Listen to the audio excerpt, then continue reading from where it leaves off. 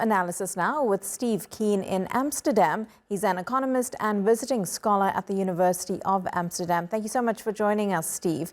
So in that statement issued by the BRICS summit, there's concern about the US tariffs and the impact on the global economy, saying the taxes are inconsistent with World Trade Organization rules. But do these statements mean anything, and do they do anything to actually sway Donald Trump, who seems to be in the driving seat right now? I don't think anything can sway Donald Trump except a catastrophe caused by the policies brought into place by Donald Trump. So we have to wait and see until there's serious consequences for this, for his MAGA electoral base. And when that happens, he'll probably change direction. But until then, he's as unpredictable as a bull in a china shop. Is there anything that these countries at BRICS, who make up a large percentage of the global economy, can they actually do anything, or is a summit like this a platform where they can discuss what can actually be done? Because in the past they've spoken about using their own currencies rather than the dollar. Trump wasn't happy about that, but is this now the forum where they can make some actual moves? They should be able to. I mean, it's obvious that the American currency being used for international trade was a disaster and has remained a disaster for the whole period since Bretton Woods, when America insisted, against what Keynes wanted, to use its own currency for international trade. That lets it exploit seigniorage. It's what's led to the growth of the strength of the financial system. Equally, it's undermined America's manufacturing system. And America is now weaponizing the dollar, bumping countries off SWIFT and so on, which prevents them being involved in international trade at all. So it's to be quite sensible for the BRICS to make up a system not involving a national currency, preferably doing what Keynes wanted, having a clearinghouse, just using a unit of account. And the more that happens, the better, to de-weaponize the American dollar. And this organization came about primarily as an economic alliance. It does seem to have moved towards something of a geopolitical one.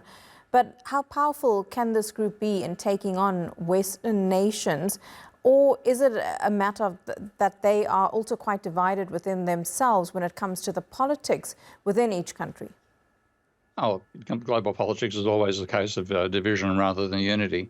But the obvious sign of the success of the BRICS in general and the success of East Asia in particular is just showing that America is on the decline. America is suffering from the usual fate of being a financial empire. It undermines its own capacity to produce. So now far more of world output is coming out of BRICS and other third world countries, and particularly East Asia, than is, in terms of growth, than is coming out of the West. So, and America is basically signaling its empire is over by trying to assert it so violently at the end of its reign. So I think they can get together. They could organise a parallel international monetary system, and we could break away from some of the chaos caused by the American dollar.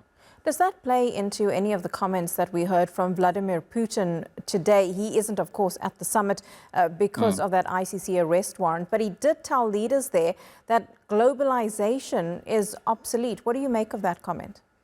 I think he's correct. And globalization was sold to everybody as focusing on what they call comparative advantage. That was nonsense. It was taking advantage of cheap wages.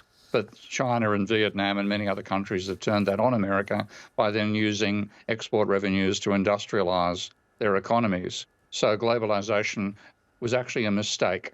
And it's a question of how long it takes for the mistake to be obvious. But Putin is correctly calling it out right now. And we need to break away from that. There needs to be much more focus on industrializing and developing your own capacities.